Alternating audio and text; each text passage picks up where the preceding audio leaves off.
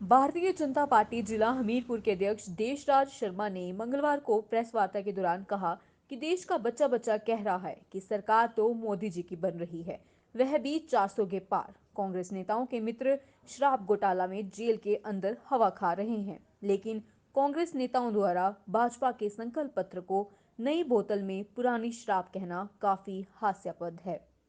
उन्होंने कहा कि पिछले विधानसभा चुनाव में कांग्रेस पार्टी द्वारा जो गारंटियां दी गई थी वे धरातल पर पूरी होती हुई नजर नहीं आ रही हैं और महिलाओं को मिलने वाली 1500 रुपए की भरवाई उनको मात्र महिला वर्ग को छलने के लिए भरा गया था। जी अध्यक्ष जी, अभी भारतीय जनता पार्टी ने 2 दिन पहले ही संकल्प पत्र जारी किया है, उसके ऊपर आप क्या कहना चाहेंगे?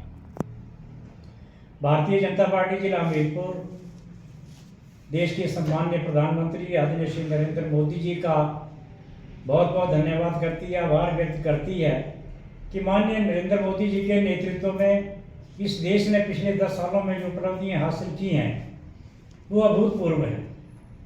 हम किसी भी क्षेत्र की बात करें, भारतीय जनता पार्टी की सरकार ने 10 वर्षों में किसानों, युवाओं, महिलाओं और कामगारों हर वर्ग के लिए काम किया है, हर वर्ग के लिए नई नई योजनाएं दी हैं। और भारतीय जनता पार्टी की सरकार जो कि हमेशा गरीबों और मध्यम वर्ग के लिए हमेशा काम करती आई है, चाहे हम पिछले 5 वर्षों से लगातार देख रहे हैं कि 80 करोड़ लोगों को गरीब कल्याण योजना के अंतर्गत मुफ्त में राशन दिया जा रहा है 5 किलो प्रति व्यक्ति।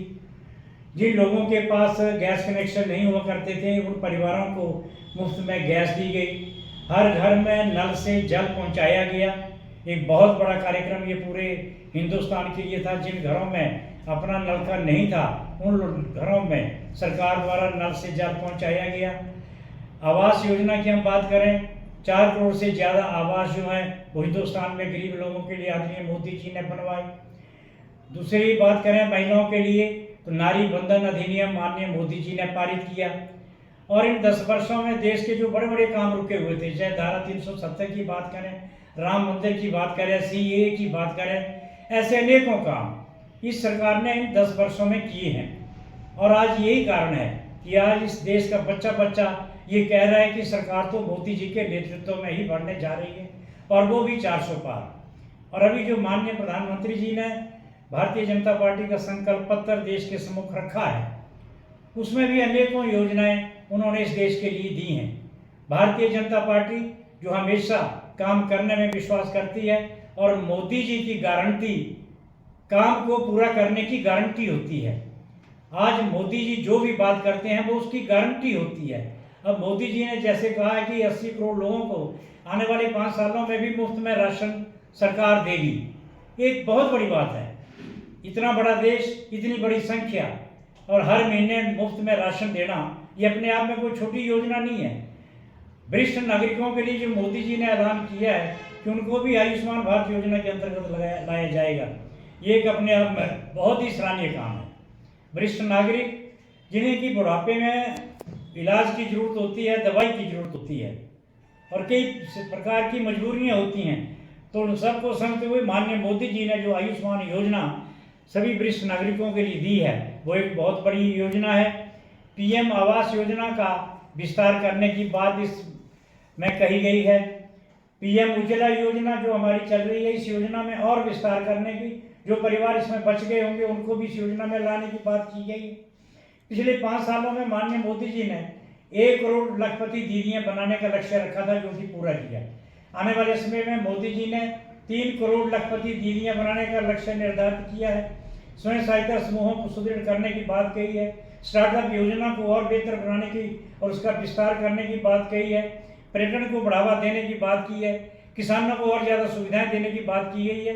कहने का तात्पर्य है कि समाज के हर वर्ग के लिए मोदी जी कुछ ना कुछ लेकर आए हैं। लेकिन दूसरी तरफ जो कांग्रेस पार्टी के लोग हैं, जिनके सहयोगी आज जो शराब के कारोबार में फंसे हुए और तिहाड़ जेल में, आज वो शराब की बात कर रहे हैं कि पुरानी बोतल में नई शराब, इस प्रकार की बयानबाजी कर रहे हैं। मैं उन नेताओं से ये पूछना चाहता हूँ कि आप देश के सम्माननीय प्रधानमंत्री जी के सामने जो ये प्रश्न खड़ा कर रहे हैं, जो उनसे आप प्रश्न कर रहे हैं, पहले आप तो अपने प्रश्न का उत्तर दीजिए।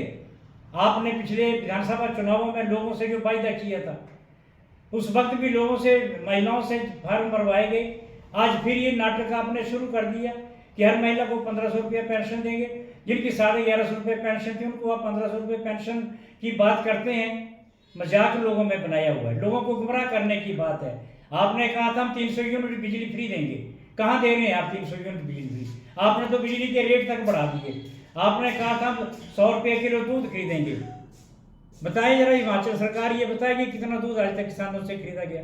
आपने कहा 2 रुपये किलो गोबर खरीदेंगे, 1 लाख लोगों को रोजगार देंगे, फलों का समर्थन मूल्य किसान तय करेंगे। आप जरा अपने घोषणा पत्र का बताइए ना कि आपने इस घोषणा पत्र का कौन सा जो है वो अपना वायदा पूरा किया है? आपने किया क्या?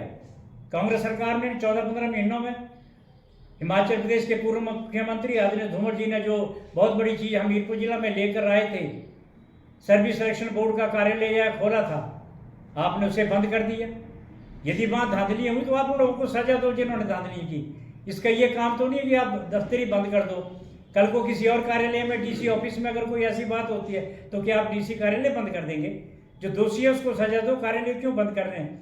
सैकड़ों कार्यालय जयराम जी की सरकार ने यहाँ खोले थे, आपने सारे के सारे बंद कर दिए। और आप सिर्फ अपना फट्टा लगवाने के लिए अब धीरे धीरे उनको फिर चालू कर रहे हैं। क्या आप इसके ऊपर को बोलना चाहेंगे? विकास कार्य सारे बंद हैं, चारों ओर भ्रष्टाचार है। आज जहाँ जनता इनके काम से तंग है, भाई इनके विधायक भी इनकी सरकार से तंग होकर आज कांग्रेस पार्टी छोड़कर भारतीय जनता पार्टी में आ रहे हैं। मैं ऐसे नेताओं से ये कहना चाहता हूं कि अपनी नेतागिरी चमकाने के लिए या सिर्फ अपने नेताओं के सामने बयान वीर बनने के लिए इस प्रकार की आलोचना ना करें। जो सरकार के सही काम है उनका समर्थन करें।